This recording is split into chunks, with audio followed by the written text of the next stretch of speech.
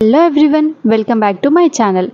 ఈరోజు వీడియో వచ్చేసి తిరుపతి బ్లాగ్లో డే 3లో పార్ట్ 2 అనమాట. పార్ట్ 1 వీడియో అయితే ఆల్రెడీ పోస్ట్ చేశాను. ఇంకా ఎవరైనా వాచ్ చేయకపోయి ఉంటే డిస్క్రిప్షన్లో లింక్ ఇచ్చాను, వాచ్ చేయండి. సో పార్ట్ 1లో అయితే మార్నింగ్ అయితే కొన్ని ప్లేసెస్ విజిట్ చేశాము, అది ఆల్రెడీ పోస్ట్ చేశాను. సో ఇంకా ఆఫ్టర్నూన్ టైం వరకు వచ్చేసరికి అయితే ఇంకా కొన్ని ప్లేసెస్ అయితే విజిట్ చేశాము. దానిలో ఫస్ట్ అయితే పద్మావతి అమ్మవారి టెంపుల్ అనమాట. సో ఇక్కడికి వెళ్ళాము, కానీ చాలా రష్ అయితే ఉన్నారు. సో లోపలి దాకా అయితే వెళ్ళలేకపోయాము. సో బయట నుంచి అయితే దర్శనం చేసుకొని అయితే వెళ్ళాము. చాలా అంటే చాలా రష్ ఉన్నారు. సో ఇంకా ఇక్కడి నుంచి అయితే డైరెక్ట్గా అయితే కళ్యాణ వెంకటేశ్వర స్వామి టెంపుల్కి అయితే వెళ్ళాము. ఇక్కడ టెంపుల్ అయితే చాలా చాలా పెద్దగా ఉంది, చాలా బాగుంది. ఇక్కడ దర్శనం అయితే మాకు చాలా బాగా జరిగింది.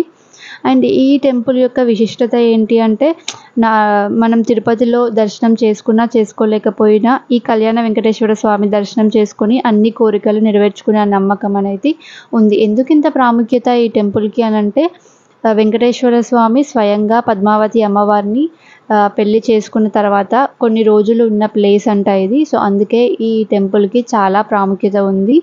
సో తిరుపతికి వెళ్ళిన వారు ఖచ్చితంగా ఈ టెంపుల్ని అయితే విజిట్ చేయండి. ఇంక అక్కడి నుంచి డైరెక్ట్గా అయితే కాణిపాకకి వెళ్ళిపోయాము. సో కాణిపాకలో వినాయకుని దర్శనం చాలా బాగా జరిగింది. అండ్ ఇక్కడ ఉన్న ప్రతిష్టత ఏంటో అందరికీ తెలుసు.